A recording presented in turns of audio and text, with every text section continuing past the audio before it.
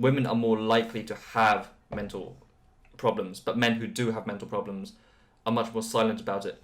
I would say that, the best approach to kind of mental health from a male perspective is the kind of healthy middle ground. Because on one hand, you don't want to be the guy who's like completely stoic, like a rock all the time, and they're just bottling and bottling and bottling. Yeah, and then like has a massive ego and he's always talking shit and like being tough. Yeah. He's the macho guy. So that's bad. But on the other hand, you've got people who just like bitch about everything, and that's bad as well because it just kind of lowers the mood and it makes people like unwilling to confront their problems.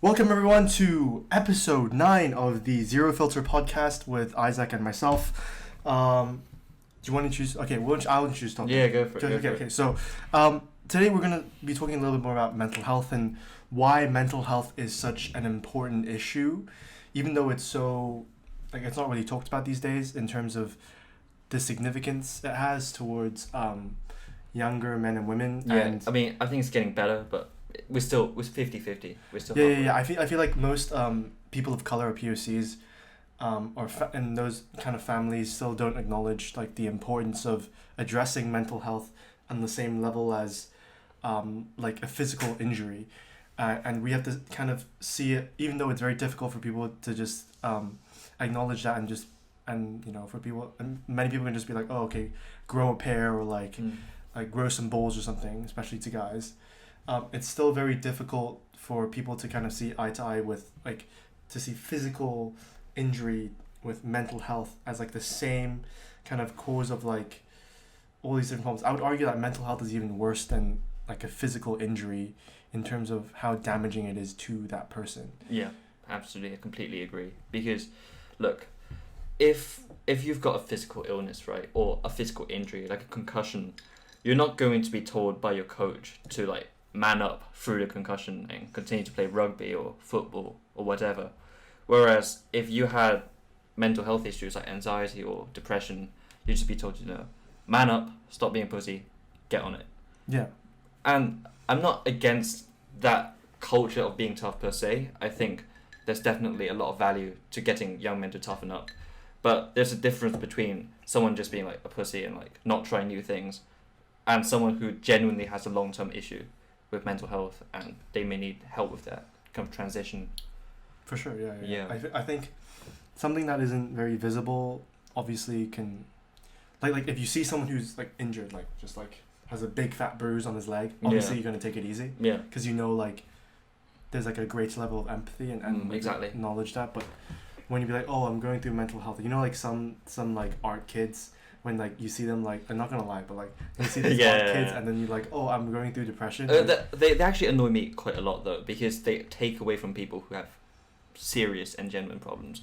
Because whenever they get upset, it's like, oh, I have depression. Like, no, you fucking don't. Like, yeah, that's the thing. We don't know whether or not these people have depression or don't. You know what I mean? Like, how can you? There's no test. There's no like clear defined test. Like, if you have an Achilles injury, you can go up to an MRI scan and clearly get a test on your Achilles to see if it's like completely torn or not. Yeah. But with mental health, like, how are you gonna? If there is no test for mental health. It's interesting because there's a statistic which says that for like young men from like 18 to 30 or something, it's like suicide is the number one killer, not like heart attacks or like traffic accidents, suicide. And that, I think that just shows how much of a big problem it is, especially amongst young men. And it's never discussed because, look, no young man wants to be in a position of vulnerability. Like, you want to be tough, right? You want to be... Yeah. You want to be you want to be game. You want to be tough in front of your friends, in front of girls you're trying to impress, in front of your family even. Yeah.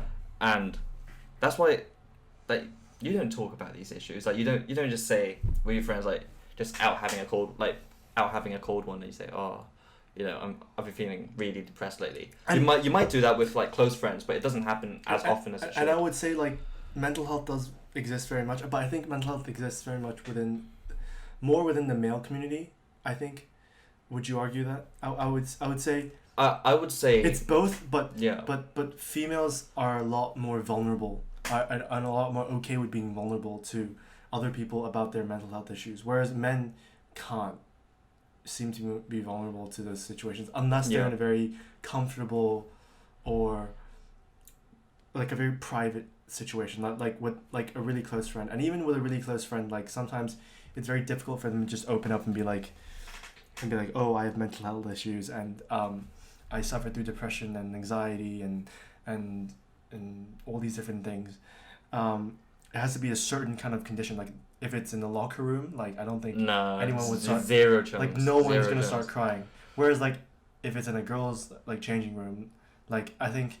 I don't think either of us would know, but I mean, we wouldn't know, but presumably, I think there would be a little bit more kind of ease in doing so, right? Well, would you agree with this kind of? It's a generalization. It's not going to be true in every case, but in general, women are more likely to have mental problems, but men who do have mental problems are much more silent about it, and it often gets much more severe. I think men go through a lot of unknown mental health issues, but they just never talk about it. They never have the opportunity to talk about it, and like that's why men have high suicide rates. We have extremely high like even though we take like the toughest jobs and stuff, like we have high suicide rates, we have high depression rates, we have all these different things because high rate of substance abuse. Exactly, because we don't know how to cope with it, right? Like society has told men that it is not okay to be vulnerable. It is not okay to be open about different and certain things, and I just think that needs to be changed with some respect, right? Like the aspect of masculinity, like I think the notion of masculinity should slightly change, but be integral to what it is. Yeah, absolutely. Keep the healthy parts and take away the bad parts. Bad part, exactly. Because right now, in modern society, there are times, like not always, but there are times when it feels like men have got the worst of both worlds. Like on one hand, you're supposed to be tough, you're supposed to be like the fucking Terminator all the time. Yeah. And on the other hand, you've got people saying, oh, men are obsolete, like what are men good for? You know, men no longer rule the world. Yeah, blah, blah, blah. And so I can definitely see the argument for a lot of like disaffected young men across the world when they say, oh, how come I want to be a stakeholder in society, but it's not happening for me, so why should I kind of comply by the rules? And that's why you get increasingly like worrying trends amongst young men, like violence, substance abuse, all that kind of stuff. And all of that I would say stems from mental health. For sure. I think I completely agree with the fact that it does stem from mental health, because these young men, like I think in general the idea of masculinity just like we're just grown, like men are just born to be kind of a certain way and women are born to be a certain way, and that's why men like when growing up we love our mothers just because we see like a different side, a different human essentially, and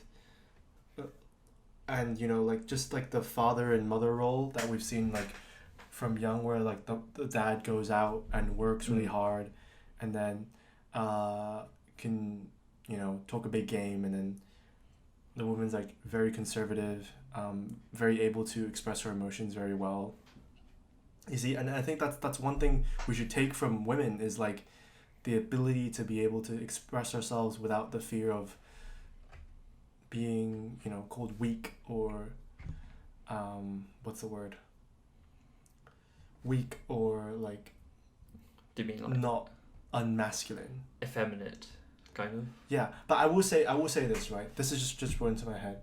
Like, I don't think men should try really really hard to tether towards like being feminine, because I think like being feminine and being masculine has its own identities, but at the same time I think like being it's not about being more feminine, it's about being more masculine in a healthy way. In a healthy way, exactly. And I think both sides, both men and women, both the notions of masculinity and the notion of femininity can both learn from each other in terms of trying to make it a more kind of healthy kind of identity, whilst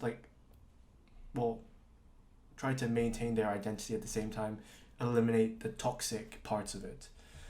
I would say that you know, the best approach to kind of mental health from a male perspective is the kind of healthy middle ground. Because on one hand, you don't want to be the guy who's like completely stoic, like a rock all the time, and they're just bottling and bottling and bottling. Yeah, and then like has a massive ego and he's always, you know, talking shit and like being tough. Yeah. You know, he's the macho guy. So that's bad. But on the other hand, you've got people who just like bitch about everything, and that's bad as well because it just kind of lowers the mood and it makes people like unwilling to confront their problems. What is your definition of the perfect man, like in a that owns a healthy masculine kind of profile, and same for women, vice versa? I don't think there's a thing that's like perfect because But everyone's different. Everyone's different. But for example, like what would be an example for say of a man who possesses masculinity? Because I think masculinity is very important for most men. And I don't think people should just strip away masculinity just like it's nothing. It is there for a reason.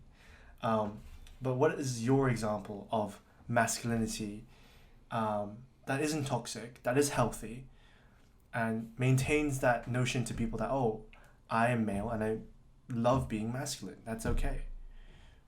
I mean, I think there are so many different role models you can choose from because it depends on like what time period you're talking about as well. Because I know this is like more... Well, the current time period. Current time period. Let me think.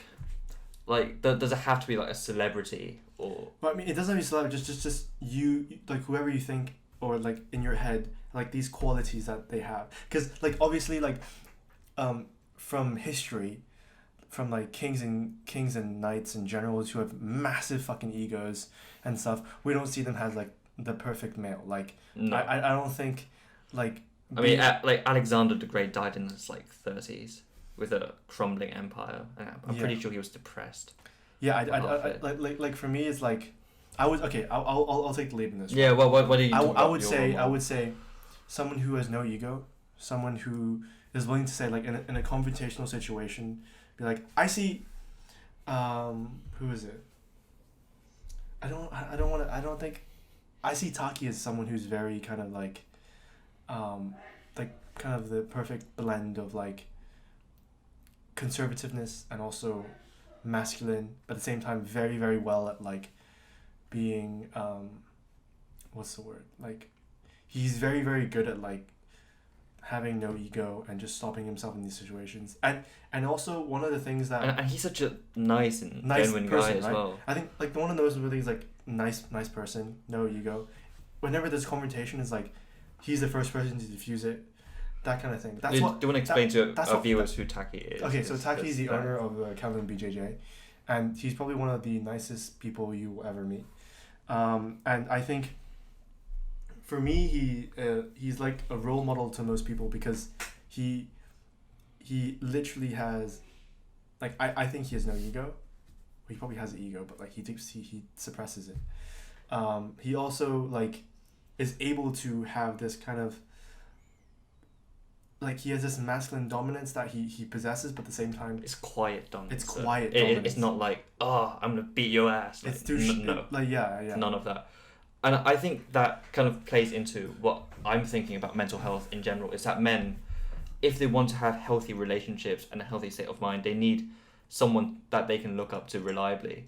And let's just give an example, because you started it in like jiu-jitsu gyms. Like very often the head instructor sets the overall tone and atmosphere of the gym. Yeah. If the instructor is like super aggro, and there are some instructors like that out there. Yeah. The whole gym is just like a nasty place to be. There was actually like one instance where the head instructor, I'm not gonna name the name because that instructor is like quite prolific in like suing people. But so basically he was accused of participating in gang rape, and then some of his students also kind of got in that kind of made those bad decisions as well. Do you see where I'm going? Yeah, for sure.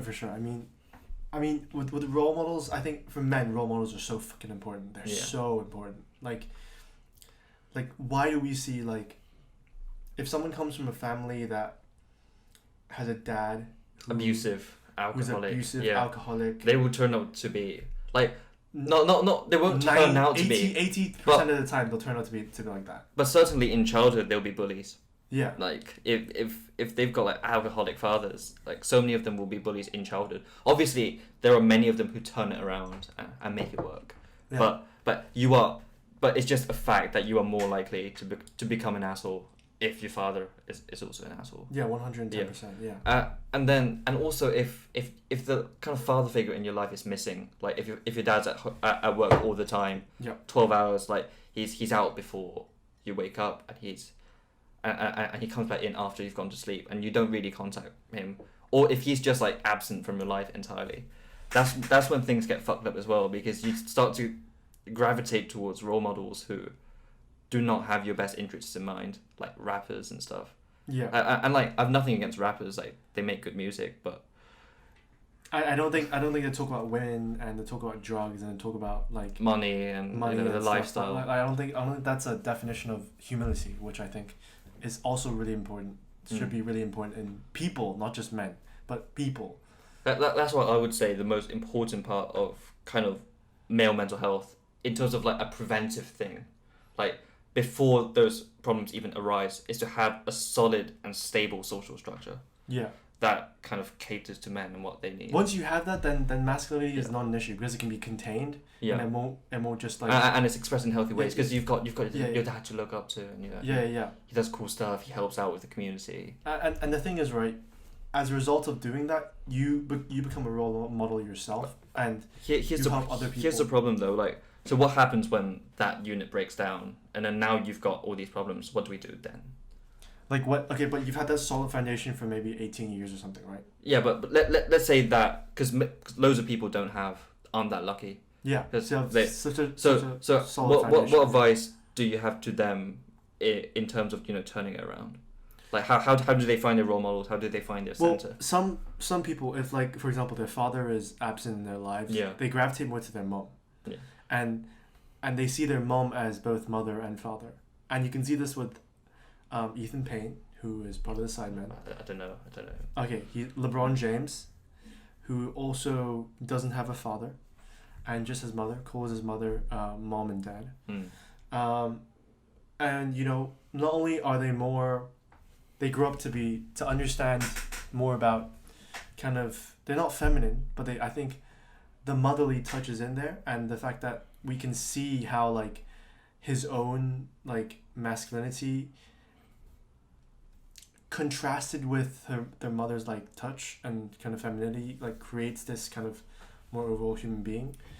I think that's what some people can do. Some people end up like finding purpose in life. So for example, some people started running companies, some people start finding what their goal in life is, and that's their main objective, and they learn from that. They learn when they fail. They learn like how to be humble, how to stay on their feet, and they learn this through the hard way.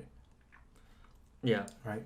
I don't want to parrot like Jocko Willing, Jocko, right? But basically, it's like if you're struggling for like a kind of stable support network, or even like male mentorship, the best way to do it is to like join a gym, like a reputable fighting gym. Oh yeah, no, for sure. Because joining a gym helps you massively in terms of helping him. And I don't mean like lifting gym, although that can help massively as well.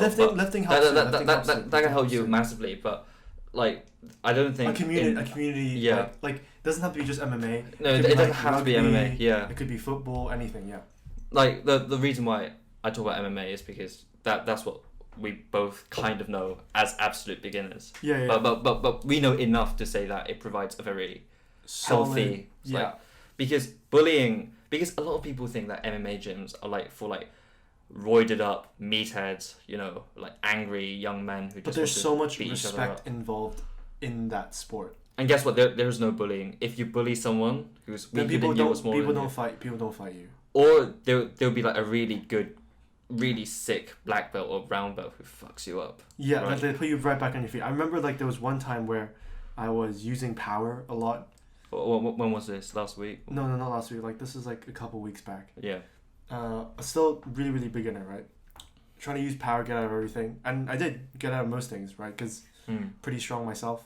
Got out of most. I mean, like the white belts and blue belts had a lot of difficulty holding you down. Those weeks. Yeah. So really using power. My man, this guy, 117 kilo Englishman, right? I'm not sure what belt he is.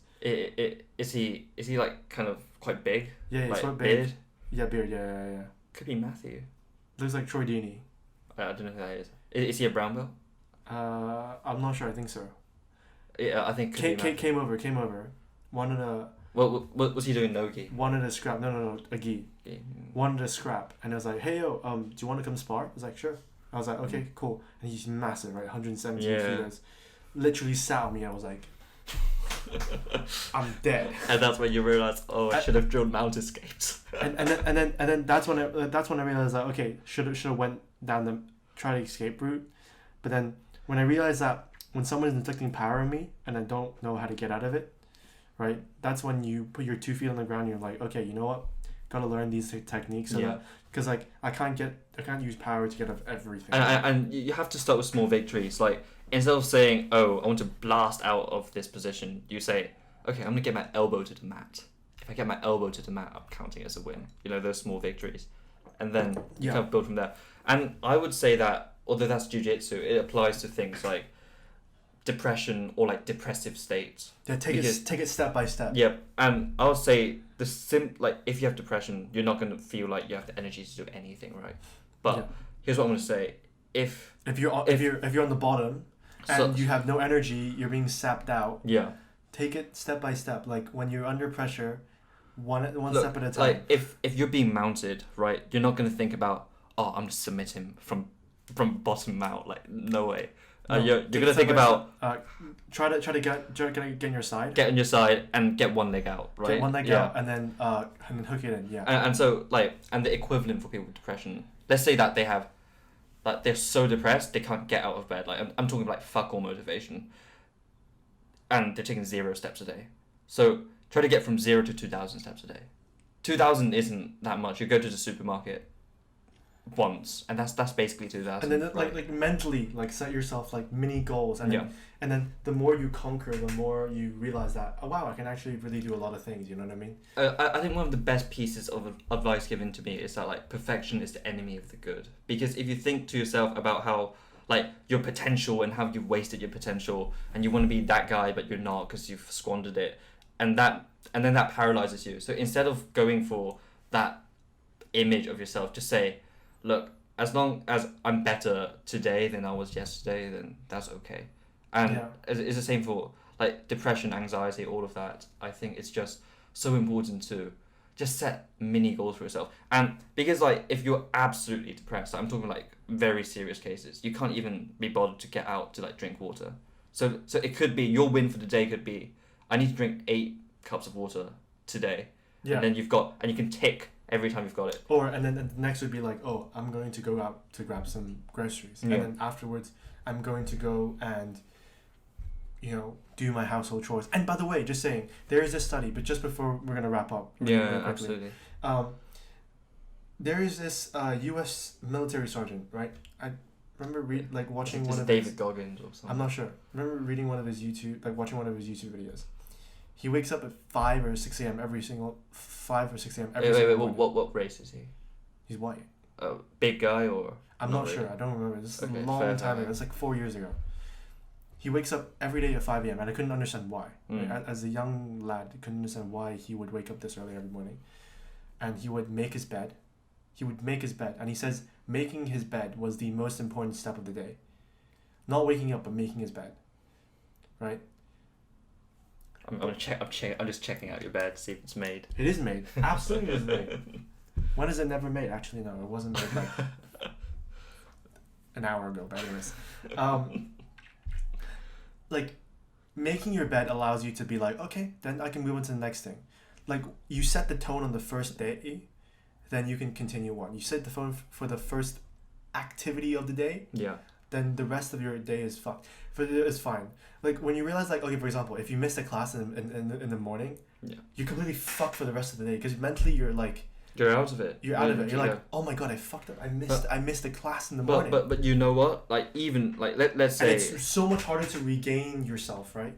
Even if you're like severely depressed or severely anxious, and the rest of the day goes absolute shite, right? Let's say that the rest of the day goes badly, but you can take comfort in that you have the self-discipline to at least start pushing the needle back in the right direction. Like, you don't need to win. Like, nobody's asking you to have a complete personal transformation in 6 There's no way months. anyone can No win way. every fight. No. There's no way. No. But at least you know that you've done something. Just to wrap up, you know that you can do something. And like, first thing, set the tone. Yeah. Then keep going and keep going, keep going. And if you lose it, then you go back down. And it's okay if you fail. If you fail, it's okay.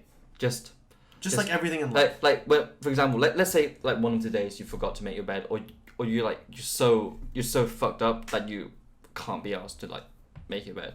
Don't kind of project yourself onto it. So it's like, because the worst thing you can do is say, oh, I failed to make my bed, therefore I failed to be disciplined, therefore I failed as a human being. Do not attach your self-worth to the kind of success and failure. What did Anthony Joshua say? Don't let failure get to. Don't let success get to your head. Don't let failure get to your heart. Yeah, I think we should wrap up on that. On that note, thanks guys for watching the 9th episode of the Zero Filter podcast. Really appreciate everything and all the support. And without further ado, if you guys like this episode, give this and if you resonate with it, give this episode a like, comment, and subscribe. And peace.